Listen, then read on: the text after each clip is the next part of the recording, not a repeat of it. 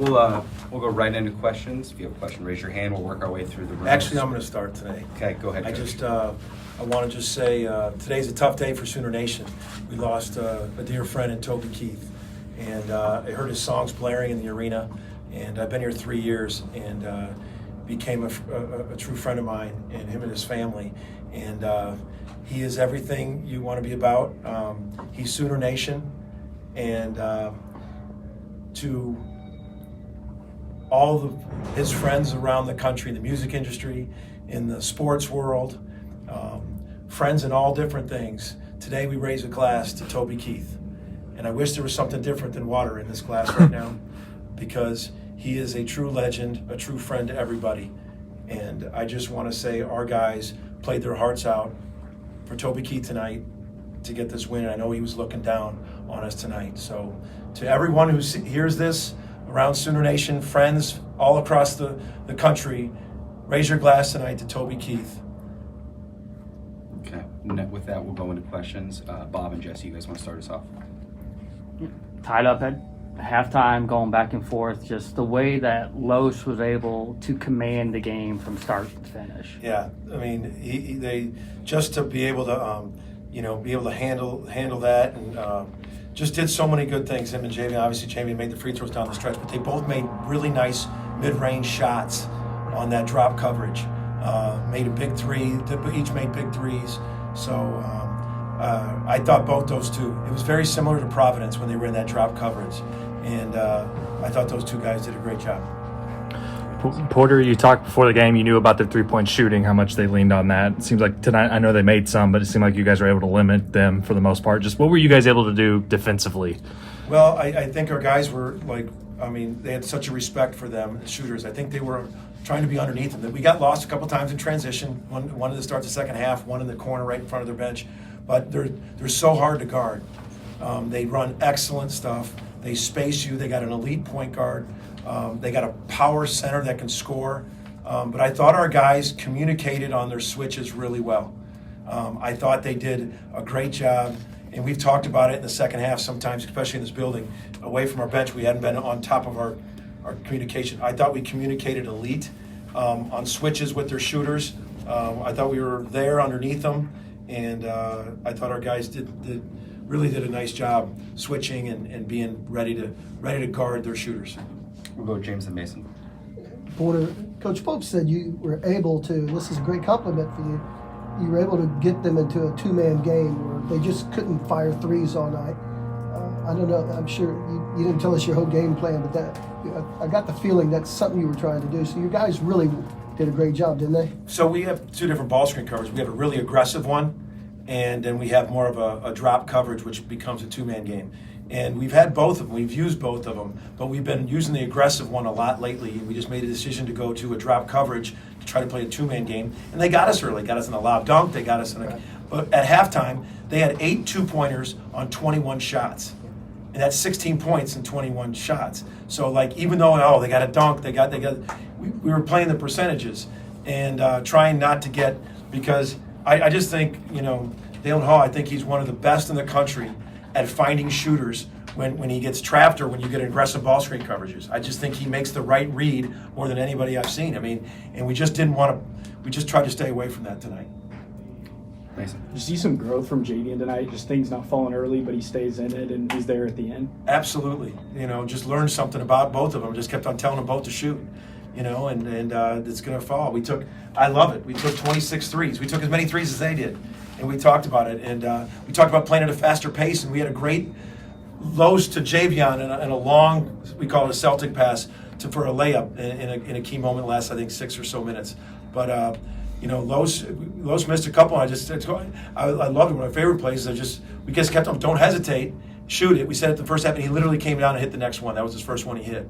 So, hopefully we can start to. We started off cold again, but to hit 9, we knew we needed to hit some tonight, and we did. We're going to Ryan, then Jay. Pushed out to 9, then they came back, hit that 3, cut it to 6, about 6 minutes left.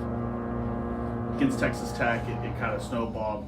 It was everybody, though, that they kind of contributed. What has the group kind of learned over this last week and a half, 2 weeks, to be able to respond and push that lead straight back out again?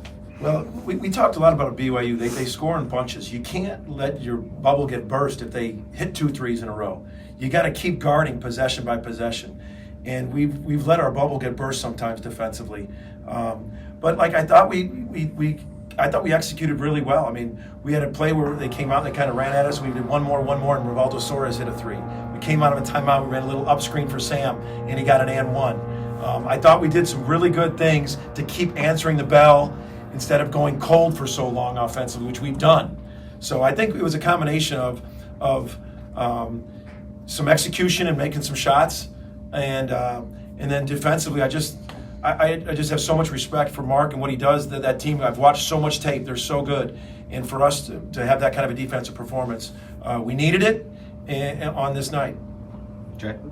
Porter, from that standpoint, what's it been like preparing for new opponents within the league and then watching them have some success and just the increased level of overall challenge in the league? Yeah, so I think the 4 teams, and we haven't played Houston, but I've obviously seen them. Yeah. So we've played the other 3 and just, not missing a beat. Yeah. I mean, it's almost like they've raised their level. Just playing at Cincinnati and seeing how physical they are. In Central Florida, an elite defensive team. Everybody's like elite defensively. And so when you add new teams to this league, there was 10 teams last year and they were all like in the top, I don't know what the number was, 40 or 45 in defense. So when you add 4 teams, they're like, are you going to guard? Those 4 teams are almost, Houston and BYU are like right there, and Cincinnati, everybody's right there, Central Florida. They're elite defensive teams, so I don't think they've missed a beat. It's still one of the hardest leagues to score in.